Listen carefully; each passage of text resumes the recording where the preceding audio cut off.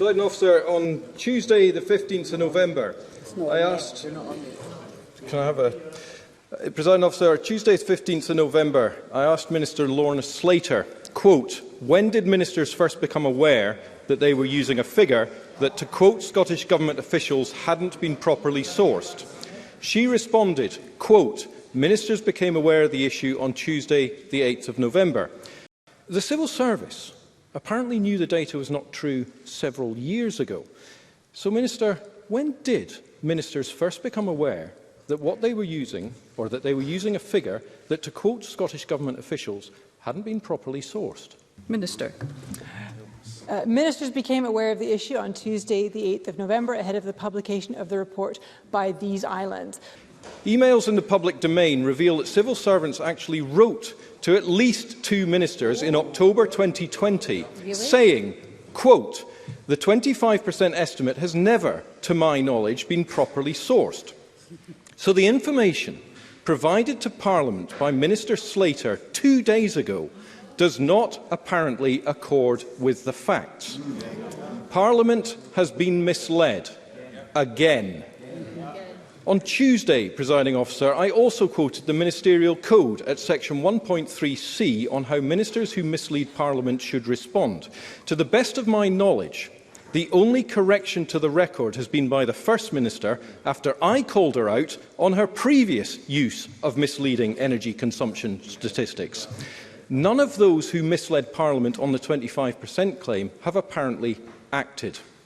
Presiding Officer, this is a government which appears to hold the Ministerial Code and the honour and privilege of office in utter disdain.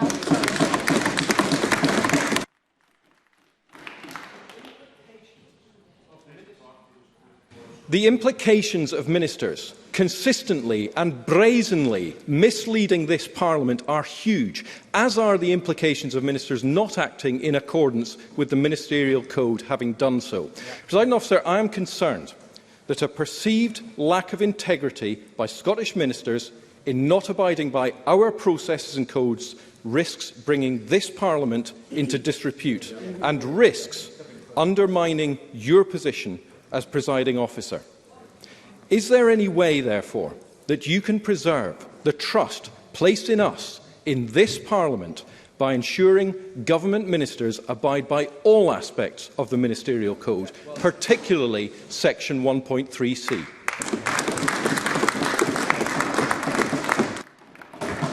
Thank you. The member will be aware that the Ministerial Code is a matter for the Scottish Government.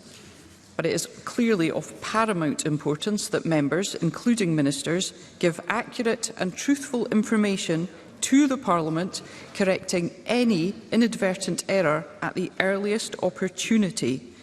Now, this chamber, I believe, is fully aware that the Parliament has a corrections procedure, and members will be aware how that works.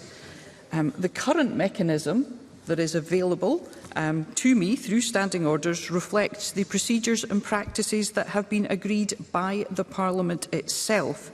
And if there is a view that these should be revisited, this matter should be raised with the SPPA committee. That concludes. Point of order, Alex Cole-Hamilton. Thank you very much, Presiding Officer. I seek your guidance on the procedures surrounding the correcting of the official report after what we've just heard.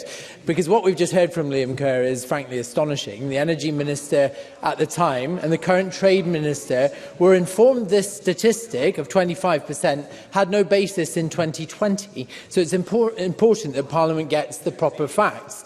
At the same topical question exchange on Tuesday, 15th November, the Minister Lorna Slater said that, and I quote, the figure relating to Scotland having 25% of Europe's offshore wind potential was first set out in a 2010 publication. It is now outdated. The First Minister's spokespeople have also said it was, quote, calculated accurately at the time.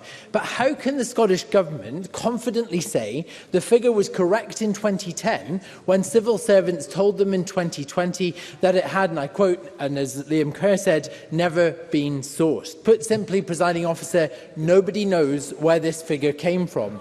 In truth, this statistic has always been make-believe, so to suggest that it is outdated would sound to any reasonable person that it had been true at some point.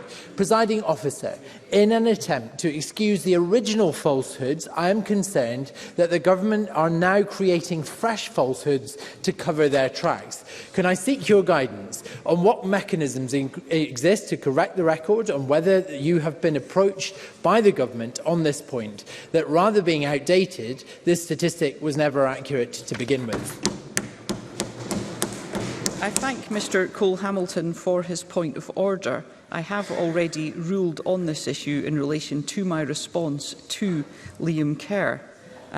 It is the case that the procedures that are in place have previously been agreed by this Parliament. The corrections mechanism exists, and I'm sure members understand what that is.